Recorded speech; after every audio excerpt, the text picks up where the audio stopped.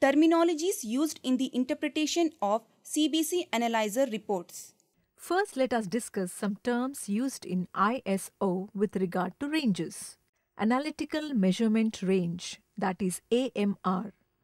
The AMR is the range of analyte values that a method can directly measure on the specimen without any dilution or pre-treatment. This range is also called the linearity and is specified by the manufacturer but needs to be verified by the lab. This range is fed in the machine by the manufacturer. Every equipment has an analytical measurement range, which is the linearity limit for the analyte with possible errors at varying levels. The upper and the lower limits will be specific. Below and above the defined limits, the equipment will flag the result. In this case, an exclamation mark. It means that the result has exceeded the linearity limit and the sample should be diluted for upper ranges exceeding the AMR. The result is then calculated by multiplying the result with the dilution factor. All labs should have clear instructions in their SOPs regarding dilutions for each analyte. If the value is less than the AMR, the report should be less than the AMR. Example, less than 10 in platelet count. Clinical Reportable Range, that is CRR. The CRR is the range of analyte values that a method can report as a quantitative result, allowing for specimen dilution, concentration, or other pretreatment used to extend the AMR. The lab must specify the maximum concentration or dilution that may be performed to obtain a reportable result. Also called reportable range and should be specified in the SOP ISO 15189 5.5.3. For AMR and CRR calculations, please refer to L4L QC module and tool. In this sample, the value of hemoglobin is 25 grams per deciliter. The AMR is 25, which is the upper limit of linearity, but you may not need dilution as 25 is a limit seldom exceeded by hemoglobin. However, in case of WBCs, AMR is 99,000, that is less than 1 lakh. In cases of leukemias, especially CML, where WBC count can go very high, a dilution may be needed depending on the laboratory's defined CRR.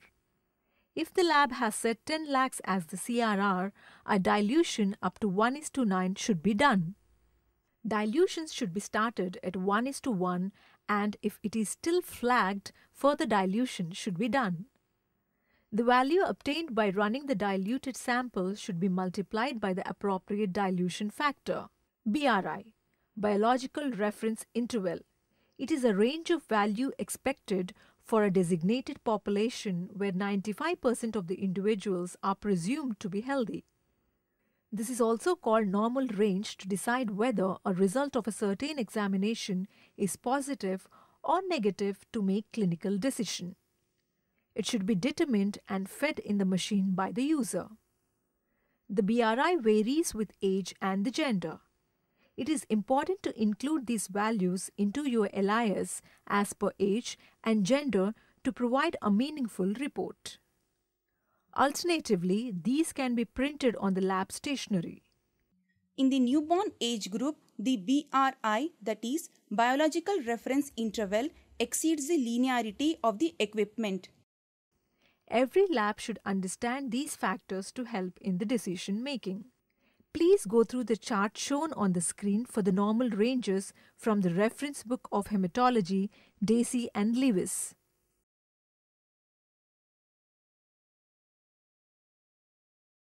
Procedure for feeding the ranges in the machine. The equipment will generally accept only one range. So outliers with regard to age and gender can be understood only if the values are defined in the LIS. Critical alert values. Critical alert values are the results which require rapid attention of the clinician to avert a medical emergency. These values are defined by lab based on clinician and/or patient need. Example, a hemoglobin value of less than 4 gram per deciliter or a platelet count of less than 30,000 per ml should be reported immediately either to the treating clinician or the patient as per the laboratory policy. Teet's textbook of biochemistry has a good database on critical alerts. Flags. Examples of some common flags are: exclamatory indicates data out of linearity. Plus indicates data exceeds upper mark limits of BRI. Minus indicates data below lower mark limits of BRI. Asterisk indicates data low on reliability. Few examples. When sample values fall outside the BRI limits fed in the machine, flagging is seen on the result.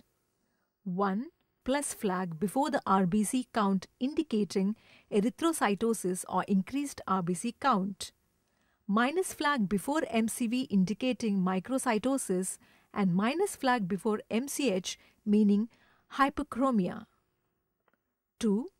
T2 before mixed and neutrophil count in differential counts indicating inability to differentiate between neutrophils and mixed cell population at T2 level. This indicates unreliability of the data. The differential count needs to be done manually in such cases. Go through the flag list provided by the manufacturer and find the cause. Let us also discuss a few more terminologies and interpretations in CBC indices. Menser index. This is the ratio of MCV to the RBC count. It is useful in differentiating iron deficiency anemia from thalassemia. Menser index is equal to MCV divided by RBC count. Less than 13, beta thalassemia trait. Greater than 14, iron deficiency anemia. H&H correlation. If RBC count and hemoglobin levels are both normal, the hematocrit or the PCV is approximately 3 times the hemoglobin level. A hemoglobin of approximately 10 m/dl will have a HCT of 30 plus or minus 3, that is 27 to 33.